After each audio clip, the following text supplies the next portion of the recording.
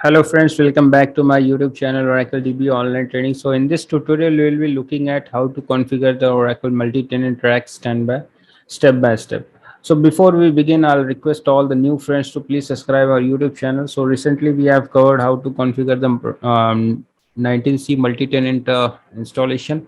So that tutorial is already I covered. It was almost 2 hours and 17 minutes. If you want, you can just go through that video. And apart from that, I'll thanks all the friends who have subscribed recently. We have reached a milestone of 5,000 subscribers. And if you are interested about our training courses, you can enroll our training course only paying 6,000 rupees.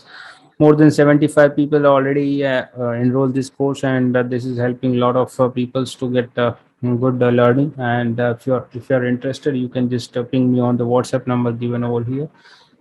And regarding any training, you can get in touch with me on this given contact number or email ID provided here. Also, you can follow me on the WhatsApp numbers on various social media platforms.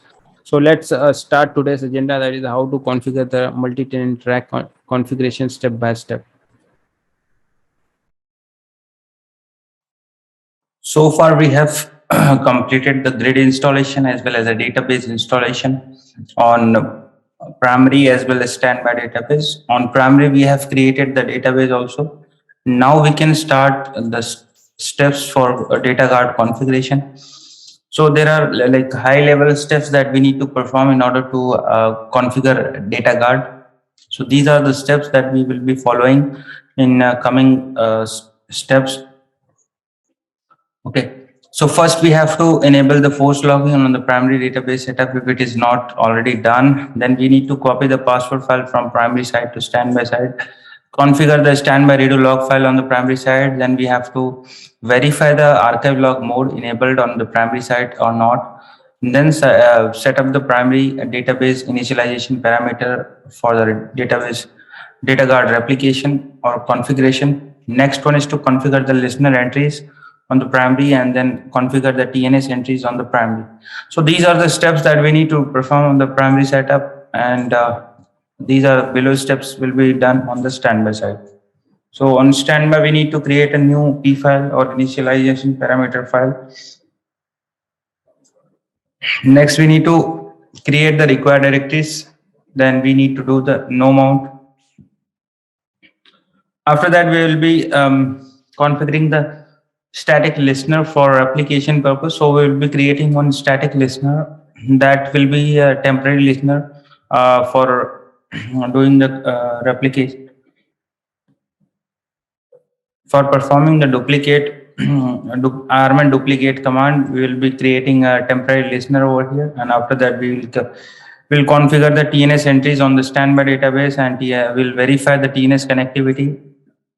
Then we will be running the duplicate command, and after that we will verify all the standby redo log files. Then we will create the SV file. After that we'll add the secondary node. So for creation of rack standby, you need to first perform all the steps on the first instance, that you can say standby one. After every step is done, then you can add the secondary instance also. So we will be just like doing all the steps only on the first instance. Later we'll be adding the secondary instance also, and then add the database to the OCR.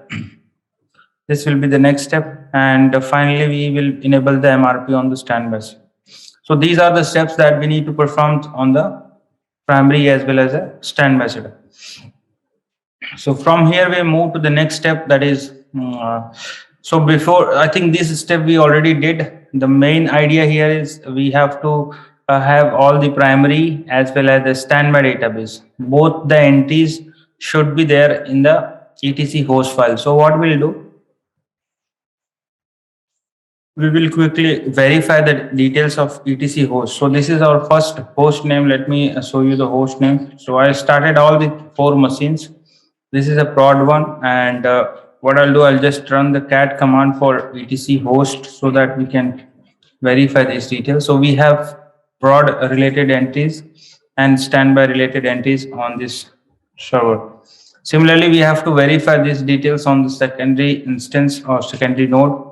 Here also this entry is there, and then we have the standby. So I started the standby also. Here also we have the prod related entries and standby related entries.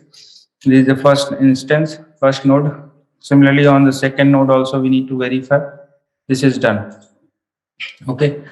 After doing this, then we need to do the ping command. So if you want, just do the ping command to verify the details, vice versa. So quickly we will copy these commands and we'll execute on first node and the second node. So ping command will ensure the server is reachable from vice versa location.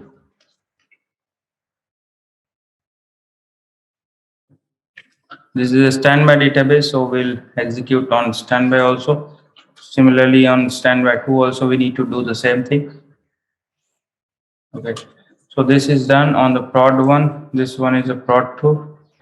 This is the standby 1, standby 2. Okay. After this, we have to log in into the primary database. So remember one thing, that we have only like database created on primary setup. So once the primary setup is ready, you can enable the force login and all those things. So parallelly, I open the alert log of primary database 1 as well as the primary database 2. So we have the two nodes, prod 1 and prod 2, on the primary setup. So from here we will proceed to the next step, that is to select the name, and so we'll enable the force login. First we will verify the force login, so it is currently set up to no. So we need to run this command in order to enable the force login. So now this is done. We'll cross check again. So again this will show the status. After doing this, we need to copy the password file. So in order to copy the password file, we need to first go to this location using the cmd prompt. So we'll switch to the grid user.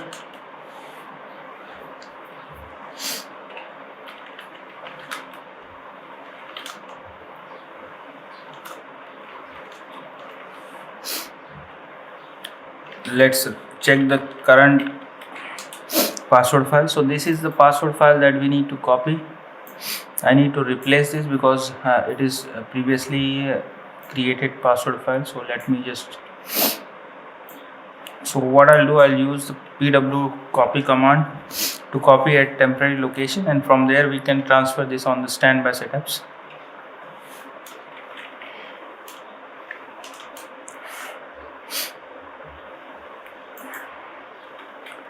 cd to tmp location, this will be, so we have the password file here.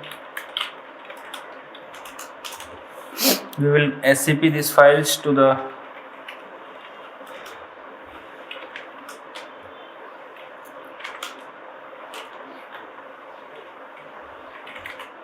first node as well as on the second node.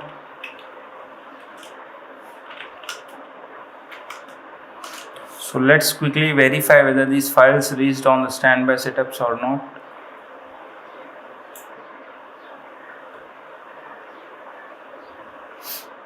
So this is our second node.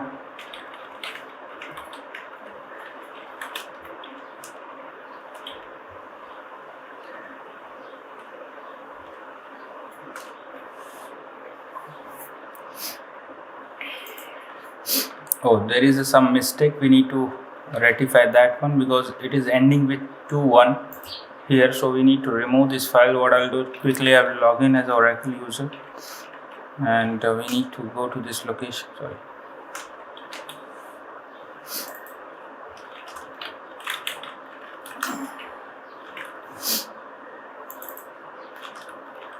It should be 2, not 21. Okay. So this one is done. After that, we can verify on the first node also. This is our first node. Let's quickly verify that.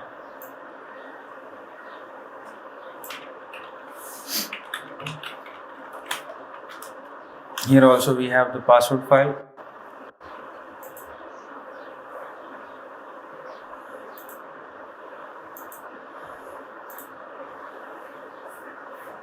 So now we have the password file here, and both the password files are, we can verify.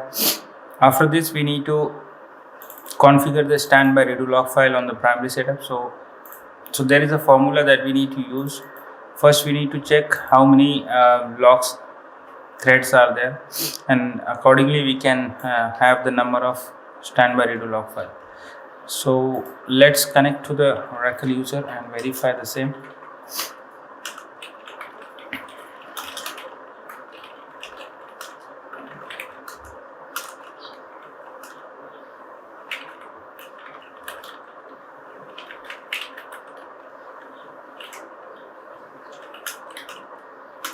So we have currently 4 groups, 1, 2, 3, 4, and each group, so each node having the 2.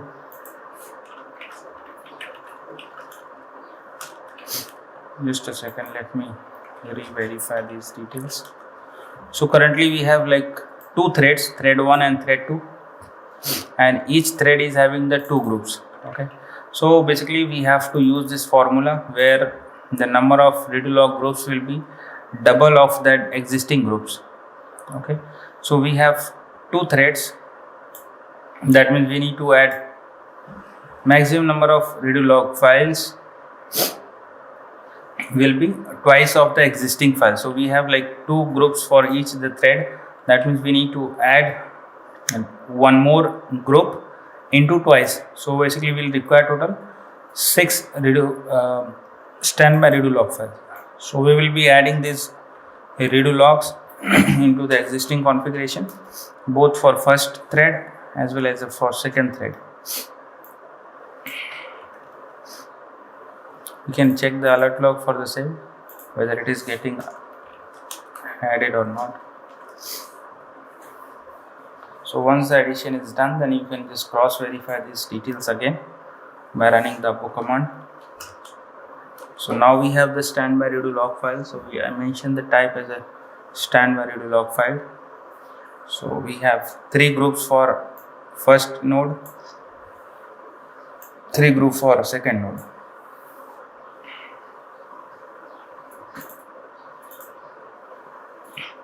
After this, we can move to the next step, verification of archive log list. So we need to check whether the database is currently in archive log mode or not. If it is not, then you have to bring down the database, mount it, and we need to enable the log. So currently you can see the archive log is already set to plus archive mount points. Okay, so this is already done. After doing this, we need to make some changes with respect to standby on the primary setup. So there are few parameters that we need to check. So by default, DB unique name is set into the database with the name of database itself. So we already have the prod DB unique name, so we don't have to change anything here. We also need to check log archive config. This one is important parameters. So currently it is not set. Once that this so in order to set that, we need to use this command to set. So it includes the data dg config of both primary as well as a standby database. Okay.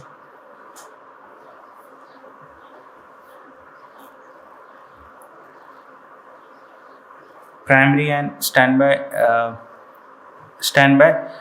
DB unique names are mentioned within the DG config. So we'll execute this command to verify the same. Since we are working on the RAC environment, we have to use SID equal to star. After this, we need to set the log archive desk parameter that is going to use for the standby. So in log archive desk, we have to mention service name. Service name, basically this will be from the tnsnames.ora file, and this is the LGWR. That means it is going to use a log writer process for sending those archives, or you can say redo data.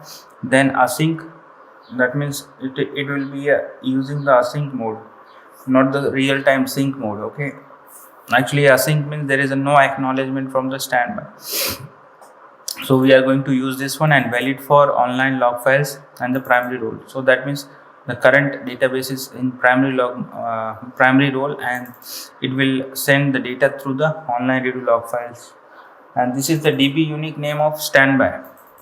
Okay, DB unique now is standby, where we are sending the data. Scope equal to both SID equal. So this parameter we need to set here, and we can recheck again using the show parameter command. Sorry.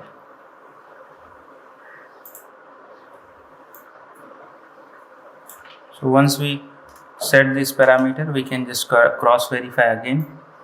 And so as of now, I will not enable the log archive destination. Okay, so archive dest2 I'll enable later. You can just cross verify. By default, I think this is enabled only. Yeah, it is enabled, and because of that, if you see here, we are getting the errors because the TNS name does not have the entry of the standby, right? So it is not able to identify those. So that we can ignore. Then we have the file client and file server. So file client, basically it's an entry of its own server, and it will be entry of this opposite server, that means standby server. So we are just copying these commands and executing here. Once this is done, you can set the maximum processes also. By default, it has the process around 4. We can increase up to 30 to use the maximum utilization of the processes. After this, we can also check the file management. Standby file management has to be auto. So let's make it auto.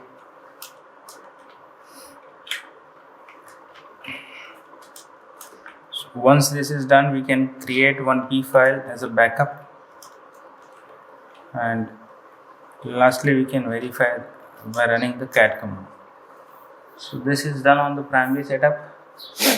After doing this, we need to check listener services. So these are the listeners which is running, and we will not do anything in the listener. Next, we have to do for the TNS entries for. So we need to create TNS names.ora file.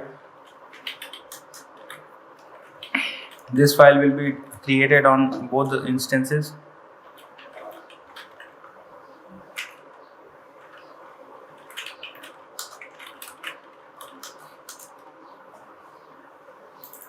So by default, when you create any RAC database, it creates the TNS names.ora file, but still we will be adding the standby related entries. So initially we have to make the entry of standby as a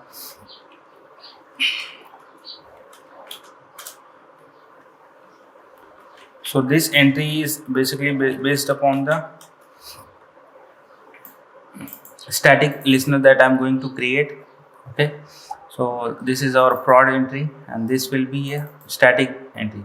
So if you see here in the prod entry, we have the scan name and the port of the scan, but here we have mentioned the standby1.local domain along with the IP. So we are going to create one listener with this particular IP and the port, this particular host name and port.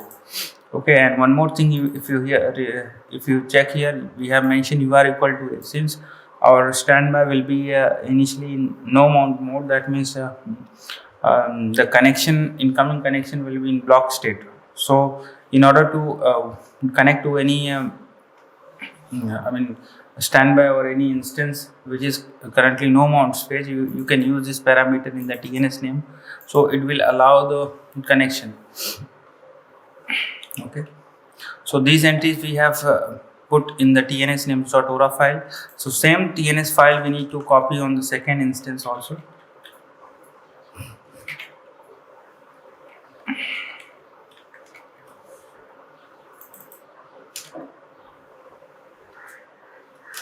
Also, we need to copy these files across standby 1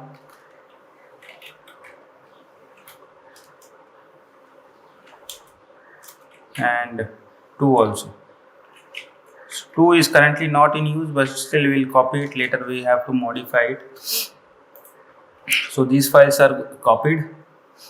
And after doing this, we need to log into the standby server, and then we have to modify we need to create one P file. So this is the standard P file that we are going to use, and in this one we have to run, put this command also, enable pluggable database. So we are using the pluggable database, so we should have the PDB related parameter enabled. Okay, so what I'll do, I'll just copy this parameter as it is, and we need to create one P file under the DB home location. So this is our first node of standby database. So I'll connect as a Oracle user cd controller.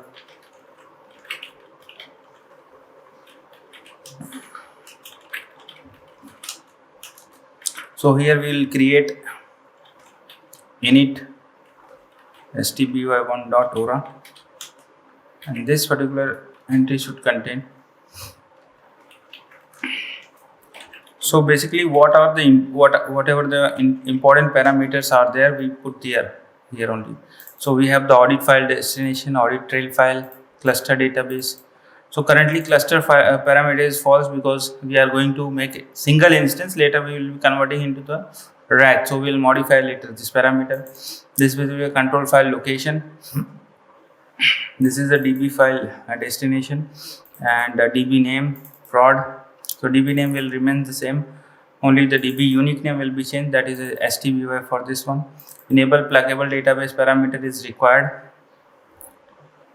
So apart from this, we will also require a log archive dash2. So our log archive dash2 this time will be pointing to the production environment. So later whenever we have to do like a switch over, switch back, so in that case we can enable these parameters.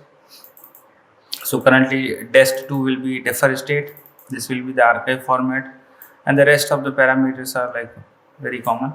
And here we need to just use undo tbs 1 week because initially we'll be having only one instance.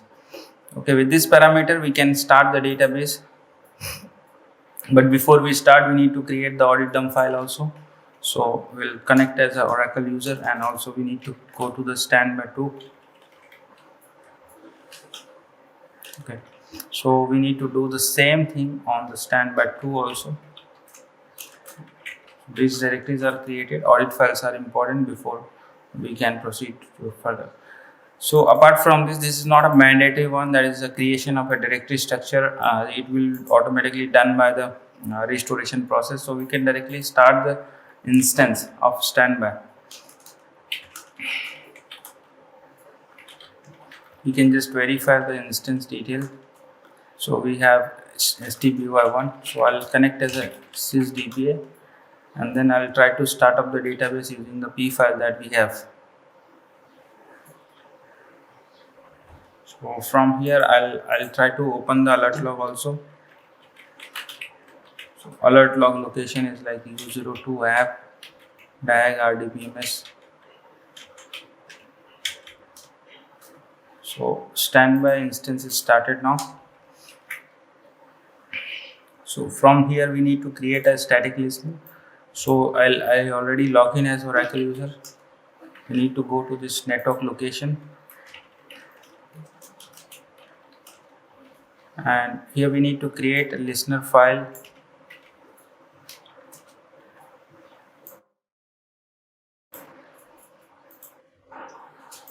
So now we have to put these entries in the listener.ora file. This is a temporary listener that we are creating right now.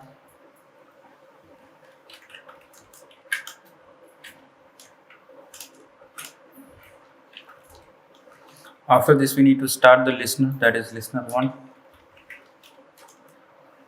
So this listener will be getting started.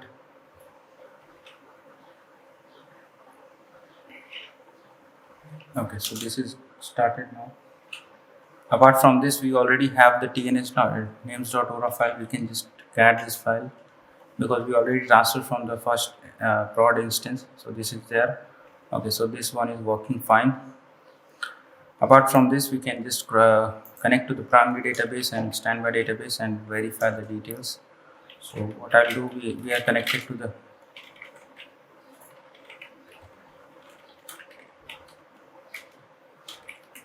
connected to the prod database instance. Let's verify the same. So it is connected to prod instance properly. Similarly, we can execute for standby also. They should also provide us details. So yeah, this is not mounted. That means we are in good. From standby also we can we can connect to the stand from production to the standby. We can connect and verify the same thing. This is also working. Similarly, we can try to connect to the production setup also. So TNS names.uro files are perfectly fine. From here we need to connect as an admin. So on the standby database setup, this is our standby database. I'll connect both target as well as a auxiliary setup. So my target database will be the production from where the restoration will start, and auxiliary database will be the standby database. Okay. So as of now, we don't have anything here. We just copy. We'll connect to the house production as well as auxiliary database. So both are connected. This one is a target database which is currently read write mode, and this one is not mounted. And apart from this, we need to run the duplicate command. So using the duplicate command, we can restore the data files and everything from primary to the standby database, and this will restore everything, that which means a data file from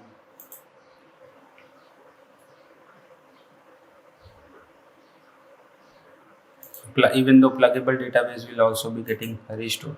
So initially we will see that there will be a failed messages, but we can ignore those. It will automatically create the new directory structures. So we can see the restoration is happening in the background. So we just have to wait for some time. Once the restoration is over, then we can proceed for rest of the task.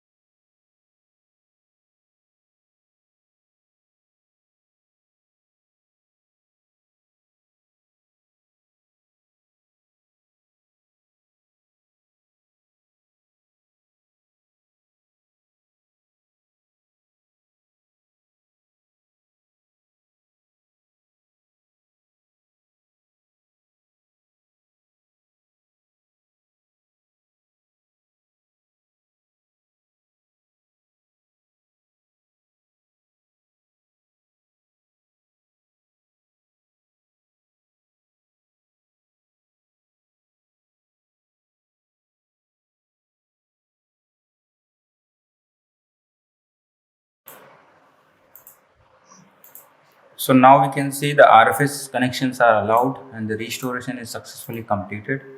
So after this we can proceed to the next step, that is to verification of read log files. So we'll execute these commands one by one by connecting to the database.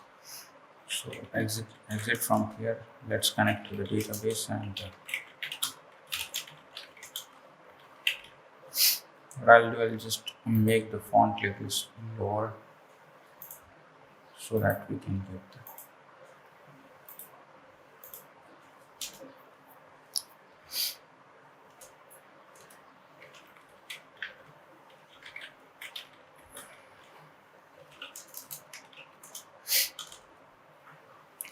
So as expected, all the video logs also got replicated. So we can see like we have total 2 threads. Each thread is having 2 groups.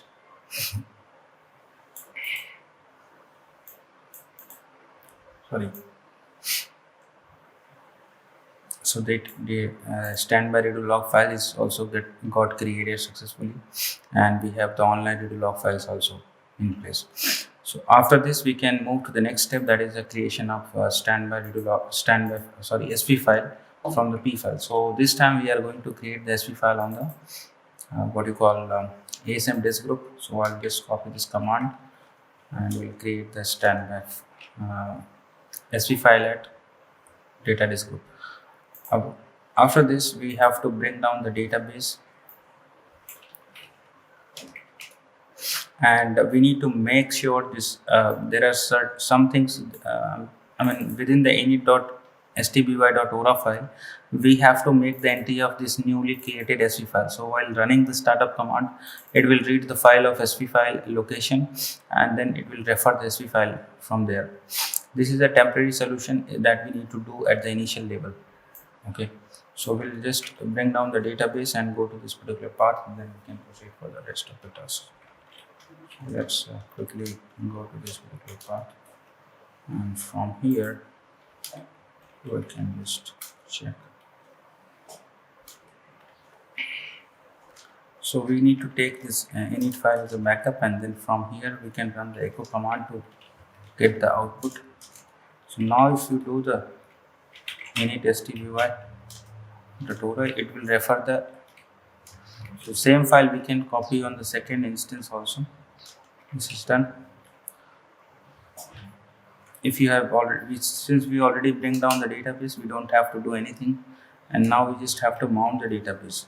So let's connect to the instance and do the startup mount. So this time it is expected to run from the SV file, which is at ASM location.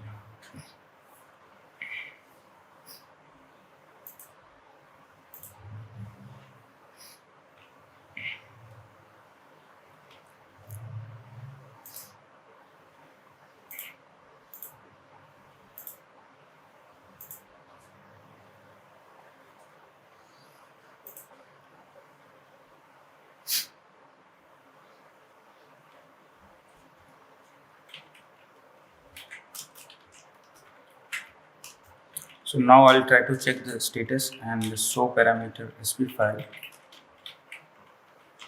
So I can see the status location as a data file location, and apart from this, so that means my database is running from the SV file location, which is on ASM. So now we have to add the secondary instance detail also. So secondary instance, which includes like undo tablespace, instance number, instance name, thread number. Also we need to make the cluster database parameter true and remote listener parameter to the scan name, because now the temporary listener will be created, it is of no use. We can directly create a scan based connection. So we'll use the remote listener, and then we can bring down the database, startup in mount again, and verify the details. So what I'll do, I'll just copy all these commands as it is and paste it out here. So this will bring down the database and start up the database.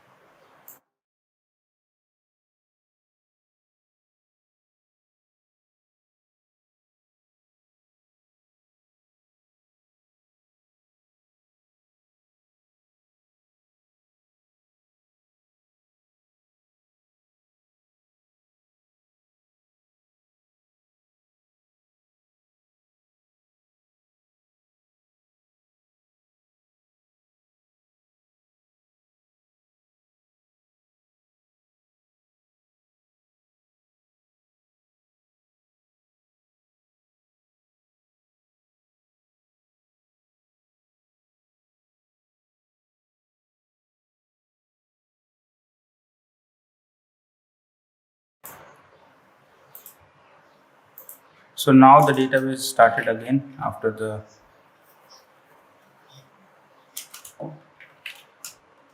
restart of this, and we can see this newly added parameters are added. If you want, just cross check it again, like some of the parameters we can check it out. So run the show parameter, undo TPS, so SP parameter. So both the instances undo table space is added here. Apart from this, we need to also, so we have added these details in the SV file, and we need to configure the SRVCTL configuration also for the standby. So what I'll do, I'll just come out of this window and we can cross check if there is any standby configuration or not. So as of now, we don't see any configuration related to standby here. So we have to create a standby configuration uh, within the OCR file. So there is a command srvctl add database, and this will be DB unique name of a standby, and this is the Oracle home location. This is the role of the standby database. Startup option, whenever the standby database will start, it will start in open mode. This is the SV file location that we already created. So with this command, we can just execute as it is. So now if you rerun the config command, you will see the output as this one. That means it has the SV file location, Oracle home location, what is the current database role, those details are there. Okay, so as of now, we don't see any what you call standby relate instance or database instance or configure node details, right? So we need to add those details also by running these commands. So I'll add the instance of first instance, that is a standby one. Similarly, we have to add the second instance also. So the command is srvctl add instance minus db unique name minus instance name minus node means node on the node which we are performing this operation. So now if you rerun execute this command, you will find out the configuration will have those information like this one: database instance, node instance. Okay, after this we can just stop the database which is already running and start the database using the srvctl command. So we can just bring down the database at immediate, and then we can have the startup command. So one thing that we need to check, that is whether the PDBs are replicated on the standby or not. So we'll cross check once we start all the instances. Okay, so we'll start the instance using the srvctl command.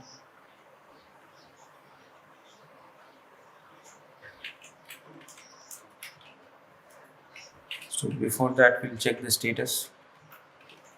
So both the instance will be down, which is down right now. Let's start the instance, both instance together. So this time it will open in read only mode, instance 1 and instance 2 also. I'll open the alert log.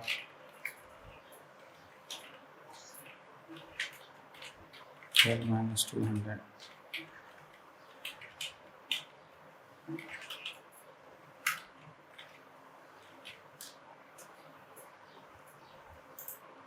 So this is the alert of first instance, this is the alert of second instance.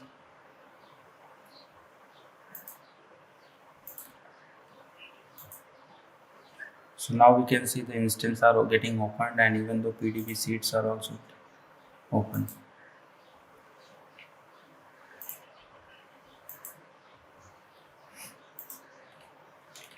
After the start of the database, we'll just verify the status again. So the database instance open with read only mode. Let's connect to the database instance and verify the same thing. So this is the database running with read only mode. Can you see? We can see here the read only modes, both instance 1 and instance 2. These are the instance name. So run the show PDBs. So we have the two PDBs. So second PDB is currently mounted. The first one is we have the seed PDB, which is a read only mode. And now on the primary setup also, I'll connect and do the same check. Okay. So in the primary, we have both the PDBs running as a mounted state. The second one PDB that we created, that is open mode mounted only, and this one is a read only mode. So we have the replicated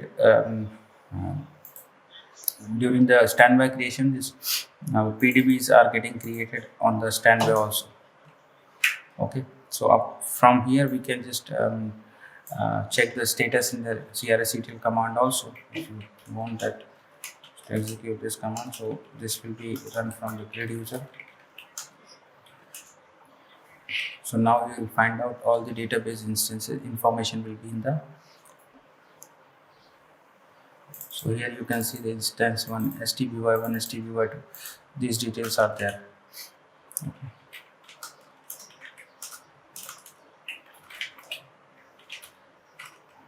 So one more thing that we need to do after this, we need to stop the listener that we created previously, which is no longer required.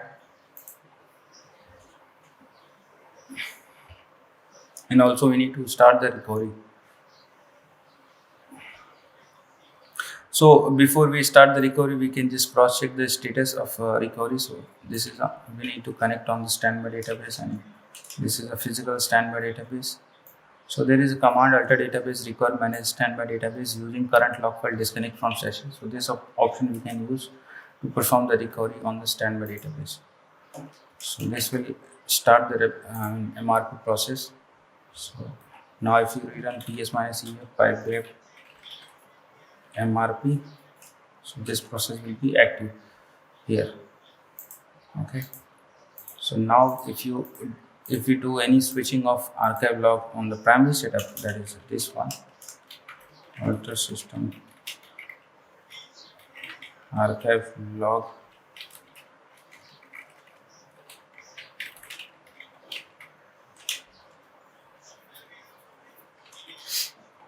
so we can see here on the standby this should be getting applied. Sorry, here we can see the recovery is happening.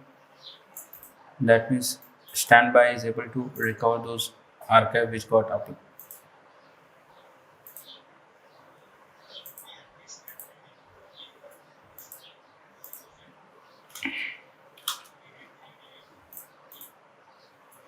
So recovery is happening online redo logs.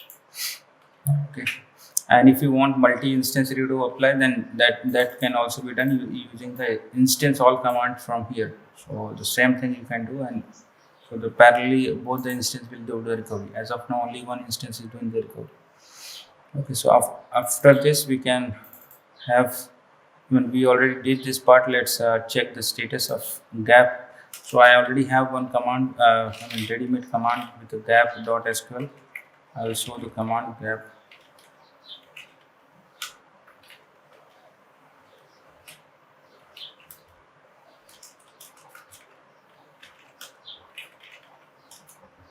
So we can see there is no gap as of now. All the redos are shipped to the standby and it got applied successfully.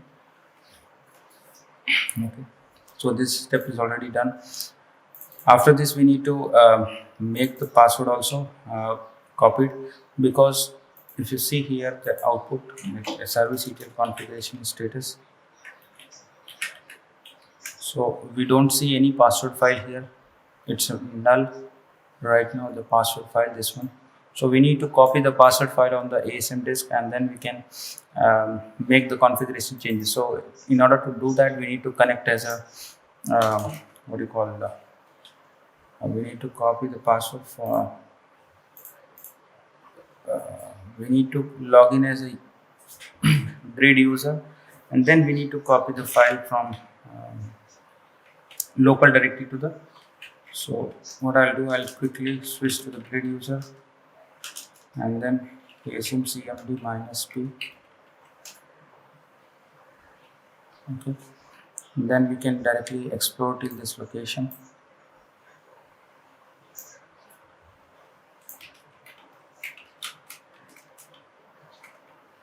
So we need to create the directory structure first, then we need to.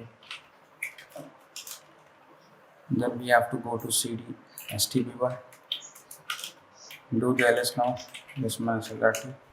So we don't have any password file. We need to create the empty here password file. So then after that we need to do the cd command. Okay, so from here we need to copy the local password file pointing to the, so this file got copied now. From the local password file we copied into the ASM based location.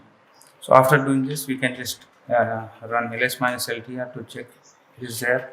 Now we'll exit from here and connect again as Oracle user. And now this time we need to modify servicetl command using the same. So in the servicetl we are modifying the database details with the password file location. Okay, so now if you rerun the config command, you'll see the common shared password file is there. Okay, and apart from this we need to also add the standby related entries. So this time standby entries in the DNS names.ora file should be stby-scan, and we'll remove the old entry that was related to the DNS within the DNS. So what I'll do, I'll just go to the so let's do it from the primary prod setup also. cd $_bracket_home cd network admin. We'll do the DNS name.ora file. So we'll remove all these entries from here. Okay. So this file will be transferring across all the instances.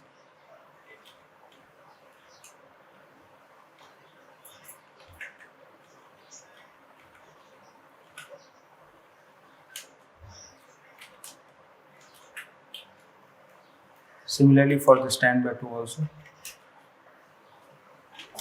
We can just cross check the details if you want, like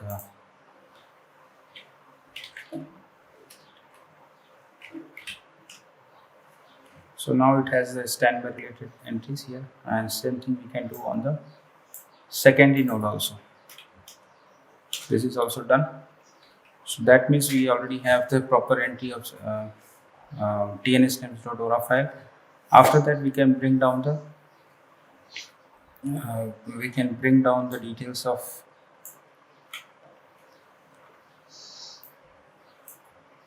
so I already put the gap command here, and also db file, whatever the db.sql I'm using, that is also there. So apart from this we can bring down the listener, that static listener which we created by checking the status first and then stop it.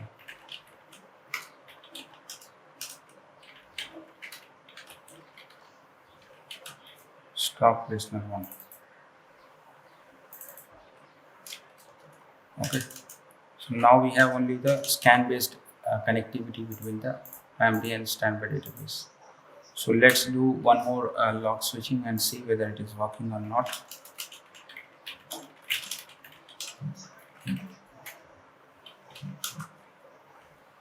Okay, so from here we will try to do some log switching, and this is our standby. So here also the recovery has happened, that means everything is working fine as expected. Okay, so this is our primary database. So there is no gap here, and this is our standby database running with a read only with apply. Okay, so we have configured the standby database successfully. On top of this we need to configure the data guard broker that we will be doing after this. Okay, so we are successfully completed a 2-node primary with 2-node standby database setup.